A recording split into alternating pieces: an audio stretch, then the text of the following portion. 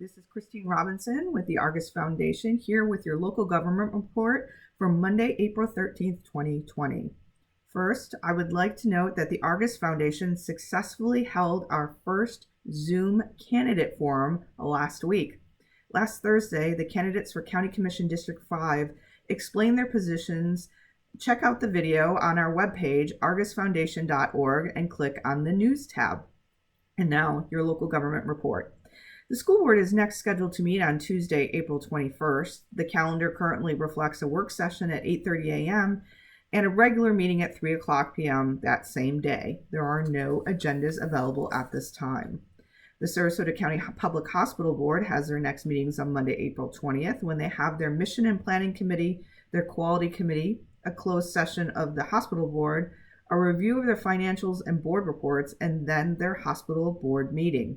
At the end of that is their Physician Services Incorporated Board meeting. The meetings start at 9 a.m. and are scheduled to go through to 3:30 p.m.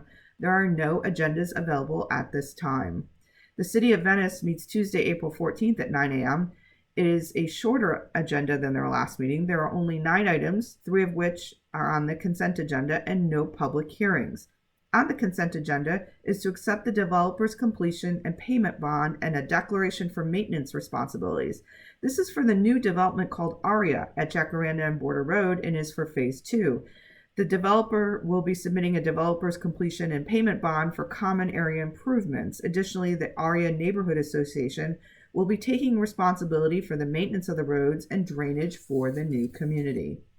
Under first readings of ordinance is a request for a CDD, or Community Development District, which is a device created by Florida statute. It is an alternative to municipal government for managing and financing infrastructure required to support development of a community. This will be called the Laurel Road Community Development District and is for just under 300 acres northeast of 75, south of Laurel Road East, and north of Border Road. There will be 2 required readings of this ordinance. Also on the agenda is an ordinance regarding camping and storage of personal property on public property, which addresses homelessness issues. This ordinance will be substantively identical to the county ordinance adopted in 2017. The goal is to have uniformity and remove gaps in ordinances with the cities throughout Sarasota County.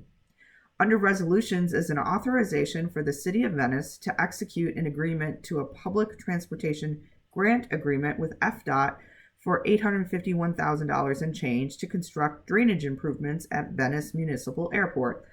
There is a history of drainage issues along Airport Avenue and within the airfield due to the lack of stormwater conveyance and storage. This project includes drainage improvements within the northern portion of Venice Municipal Airport and elements including FDOT and regional pond construction and taxiway A ditch improvements.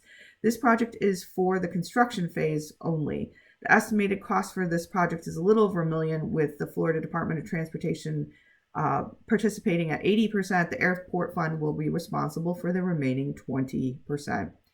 Council will receive an update on COVID-19 actions and responses. Finally, the council will have a discussion on the expansion of Laurel Road.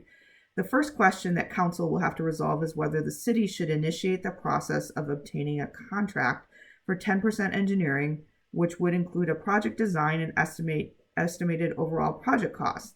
The county has approved the specific use of Venice impact fees up to $400,000 with the specific criteria that the city be responsible for managing the project, even though the county owns the road. The city would have 10 years to complete the project once the engineering work is completed, or they would have to pay back the cost of the initial engineering work. Second, the city would need to determine where the construction funding will come from.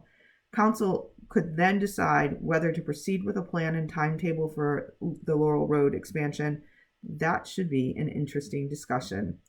As far as advisory boards, the City of Venice did cancel this week's Historic Preservation Board meeting. The City of Sarasota canceled their informal City Commission meeting this week and next has a City Commission meeting on Monday, April 20th at 1:30 via teleconference. We will have more details on that meeting next week. The City of Sarasota will be having their Complete Count Committee meeting on Wednesday at 4 p.m. by teleconference. This is for the census. They will be getting a budget update and considering various outreach and marketing proposals and activities. Among them include street banners, a live DJ party, Spanish radio outreach, and outreach to Sarasota Housing Authority residents. They will also be considering city and county response rates and access to computers. Outside of that committee, the City of Sarasota has canceled all of their advisory boards this week, including the General Employees Pension Plan Board of Trustees, the St. Armand's Business Improvement District, and the Development Review Committee. The City of Northport has a regular meeting tomorrow, Tuesday, April 14th at 10 a.m. There are 13 items on the consent agenda and 2 public hearings.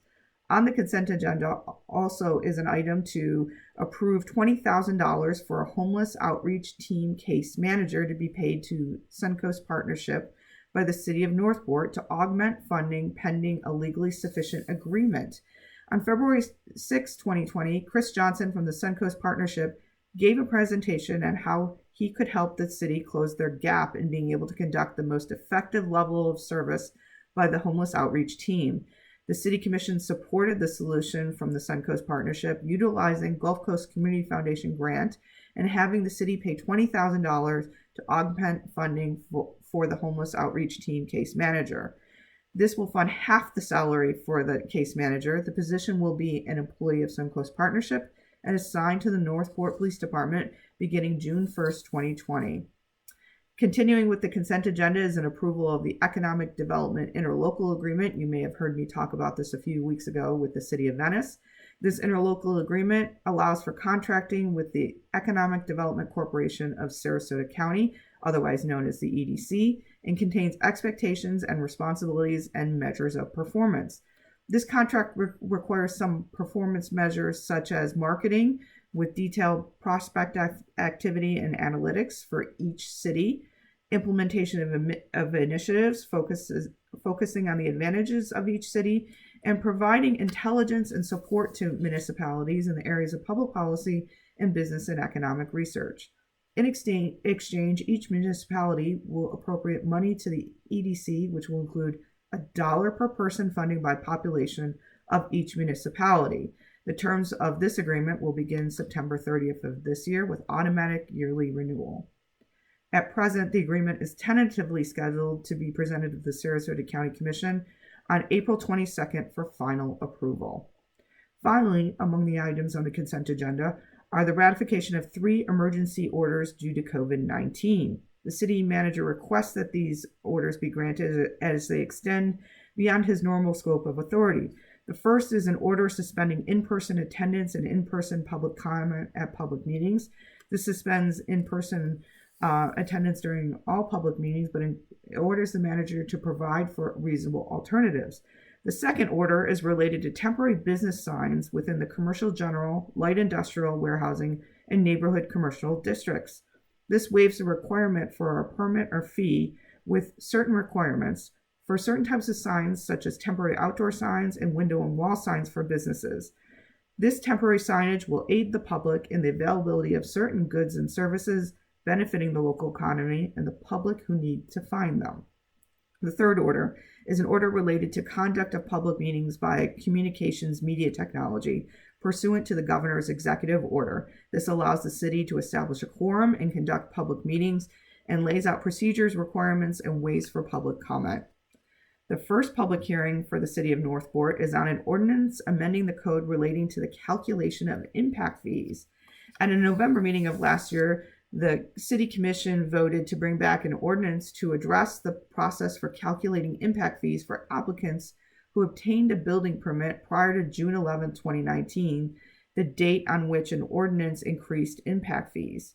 The ordinance provides that the impact fee scheduled in place at the time of the building permit application will apply for impact fee collection. If a building permit expires and is reinstated, the impact fee scheduled in place at the time of reinstatement will apply for the impact fee collection. The financial impact will be for providing the refunds will be $203,799. This represents a refund for 83 house permits at a cost of $2,455.41 per permit. These permits received a certificate of occupancy between November 1st and November 26th of 2019. No commercial permits were affected during this time. Finally, in the public hearing section is a second reading on an ordinance adopting the capital improvement elements of the City of Northport Comprehensive Plan. State law requires the city to maintain and update its CIE within its comprehensive plan. Every year, the CIE is updated and adopted by ordinance. The proposed language adds a fifth year to maintain the updated comprehensive plan and ensures consistency with state and regional requirements. The Planning and Zoning Board Advisory Committee heard this item at their regularly scheduled meeting and unanimously voted to recommend approval. The city of Northport has canceled all advisory board meetings for this week, including the Charter Review Board, the Art Advisory Board, Planning and Zoning Advisory Board, and the Parks and Recreation Advisory Board. Finally, the Sarasota County Commission is next scheduled to meet on Wednesday, April 22nd at 9 a.m. in downtown Sarasota. Canceled for this week are the Senior Advisory Meeting, Coastal Advisory Committee, and the General Contractors Licensing and Examining Board and the Planning Commission. That is the Argus Foundation Local Government Report for Monday, April 6, 2020. Stay tuned to our Facebook and Twitter pages for updates, including posts with the Florida Governor's COVID-19 press conferences. Until our next update, be well.